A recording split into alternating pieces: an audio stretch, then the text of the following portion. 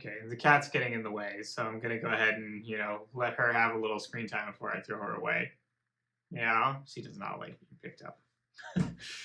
I will just come out and admit that I do not like protein powder that much. Now, before I am accused of clickbait or before the wrath of God and everyone in the fitness industry descends upon me to make my life a living hell, I would like to make it clear that this is not because protein doesn't have plenty of good qualities. Protein powder is one of the safest, most beneficial, most researched supplements in the world, and it definitely has very positive effects. It supports greater strength and greater muscle mass. It makes it a lot easier to hit your protein targets each day so that you can build an optimal amount of muscle mass. And it does so in an incredibly convenient way. Protein powder is a great source of protein. It is often cheaper than a lot of the alternatives. It requires very minimal preparation. It's vegetarian friendly. If you want a vegan friendly protein powder, they have those nowadays. And of course, they are often a lot less bland than just doing stuff like eating chicken breast over and over. Nowadays, you often find protein powder distributors that will also offer you the ability to do things like mix in other supplements, customize your blend, pick all kinds of different flavors, pick all kinds of different sweeteners, and so on. All of that said, protein powder has one very large downside, which is primarily the reason that I don't like it, and that is because protein powder, particularly whey protein powder, tastes like crap in its natural form.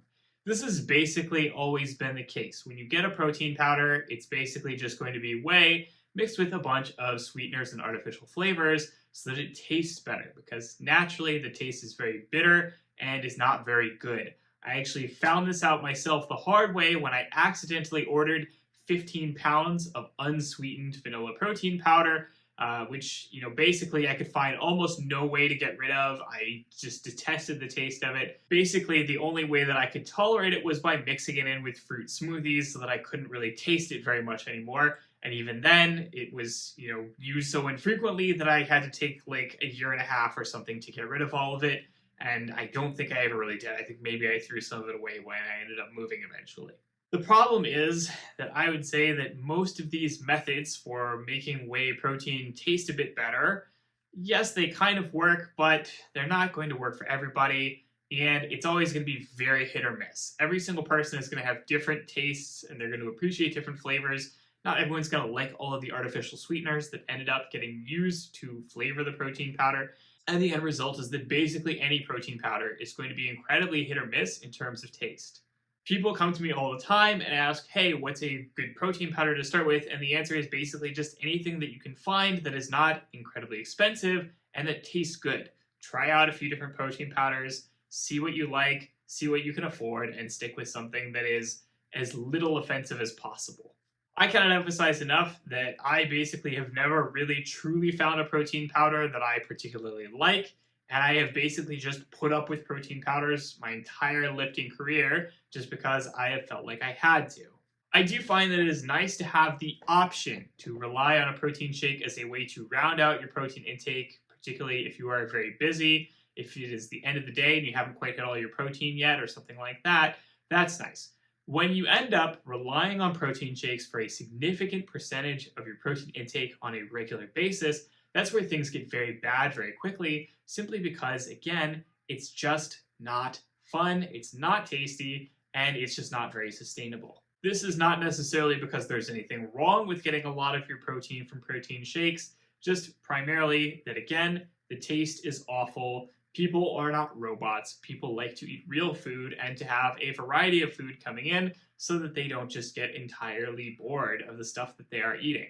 Particularly when you are on a dietary plan that you may find a bit difficult or psychologically taxing to begin with, adding in the fact that you're having really crappy protein shakes does not help and is probably going to make things worse and reduce your chances of actually succeeding. What can you do instead? Well, the big benefit that I still get out of protein powders, again, is that flexibility. Protein powders have that special ability where they basically keep for a very long time. They require minimal preparation. All you have to do is toss some powder and some water into a shaker and you are set to go. And so that means that it is great for if, for example, you need to work out in the middle of the day, but you're not going to be able to come home and have a meal afterwards or anything like that. Instead, you can use a protein shake as an easy, quick way to get in your post-workout protein without having to worry about a lot of prep and without having to worry about lugging around food in containers or things like that. Since I work from home, I don't really have to worry about that too much. I would say the main thing that I do is basically just that if I have had a very long and very busy day, then at the end of the day, I might say, oh, you know what, I'm 20, 30 grams short on protein. I'm going to have a little bit of a protein shake just to round that out. And then, of course, there's another thing, which is that nowadays there are so many different recipes out there for ways that you can mix protein powder into other foods to increase the protein content. I would say that really the only one that I appreciate and use regularly is making a kind of pudding, which you do by basically combining a protein powder flavor of your choice with some kind of low-fat, high-protein yogurt like a skyr or a Greek yogurt. And then basically you mix those together and you get something that kind of tastes like a dessert, but is incredibly high in protein. And so that is something that can be nice. Again, if you're on a cut, you need something a little bit sweet. You haven't been able to eat a lot of carbs or you haven't been able to eat a lot of other food elsewhere. Yeah, it's nice to be able to have that option. What are things that you can do to get around needing to rely on protein shakes a lot? So obviously a big problem is that a lot of folks find that yes, they don't like protein shakes, but they wish that they just didn't have to rely on them as much as they do because they wish they had better options or ideas for how to eat high protein meals as quickly and easily and as cheaply potentially, without having to worry about the protein shakes.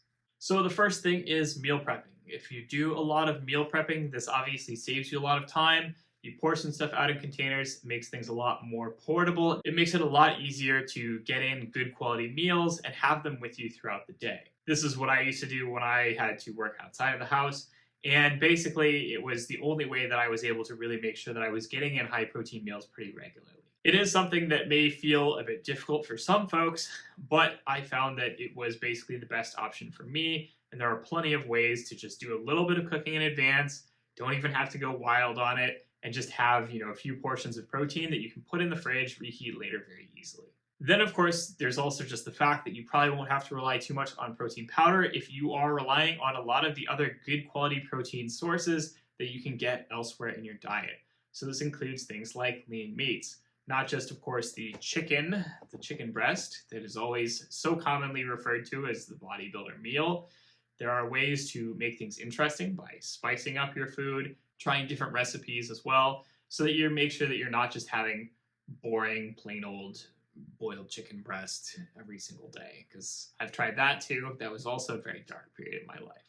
There's also things like chicken sausage, chicken burgers, ground turkey, lean ham, white fish, other kinds of meats that are generally pretty lean, pretty protein heavy, and that you can generally cook pretty quickly.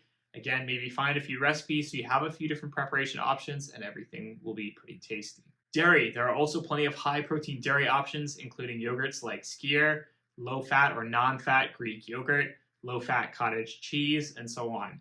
These are a great way to get in a lot of protein. They also don't require typically any prep. However, of course, they do require a refrigerator. So they may not be as portable throughout the day if you're traveling around, if you don't have, something to keep it cool in. But for example, for me, working from home, I can always pop down to the fridge, grab myself a yogurt, start eating away. Really good protein source, very available, requires basically no preparation. Next thing is protein snacks. There are things like meat jerkies and biltong, which are basically just going to be dried meat. They're very high in protein. They basically keep for a very long time because, of course, that's the whole point of making a beef jerky in the first place. And so that is something that you can carry around throughout the day, munch on very easily. Protein chunks. This is another kind of weird one that maybe not a lot of people know about. Basically, there are byproducts of various kinds of bean and legume production, and they basically turn these into a protein chunk, which is kind of like a thing that you are supposed to ideally then rehydrate by putting some water in it and then cooking it in a pan and kind of using that as a protein substitute in a normal meal. That said, I find that many of the protein chunks, especially if you can find one that is, kind of the right texture, maybe not too crunchy, maybe not too solid, they're actually kind of soft and they can actually be eaten kind of like a snack without even having to worry about cooking them. And so I find that a pretty tasty snack. I found a pea and fava protein chunk that I like, that is very high in protein and basically feels like you're crunching down on some chips or something like that. So it feels, like kind of like you're having that like munchy, snack, indulgent feeling that you get. There's also plenty of other stuff. Nowadays, there are just so many high protein options out there. If you search high protein X on the internet, chances are you can find it. You can find somebody who's attempted it. There are things like high protein flours, high protein breads, high protein tortillas, high protein cheeses, high protein pancake mix, high protein noodles, and of course the classic protein bar. These are generally not going to be the best necessary source of protein because typically what it's doing is it's taking something that is primarily a carb and replacing some, but not very much of it, with protein. But this can be a very useful way to cut down on the carbs that you have coming in and increase the protein you have coming in that you would not normally be otherwise eating. So for example, normally you'd have a burger and that would, you could make like a chicken burger, it'll be nice and lean, but then a lot of the unnecessary carbs or unnecessary calories from that are going to come from the bun. Now, of course, if you're able to find something like a higher protein bun, yeah, that's not the best thing in the world. It's not like you're going to eat that bun by itself simply because it has slightly higher protein than a normal bun. But again, it's going to help displace some of those non-protein calories in your diet, making it a lot easier to get your total protein in. My consumption of protein powder is very low. Typically, I only use it in the pudding recipe that I mentioned above, where I just mix it with some yogurt to make something more like a dessert that is very high in protein. And of course, again, I occasionally use it as something where maybe I've got 20 to 30 grams of protein left at the very end of the day, and I just need to get that in pretty quickly. Otherwise, I rely as much as possible on whole foods for my protein, and I avoid protein shakes like the plague because they don't taste good. So that is all for this week's video. I hope you enjoyed it. As always, don't hesitate to like, comment, subscribe, comment down below. Let me know what you'd like to see in future videos. I will talk to you all next week. Have a good one.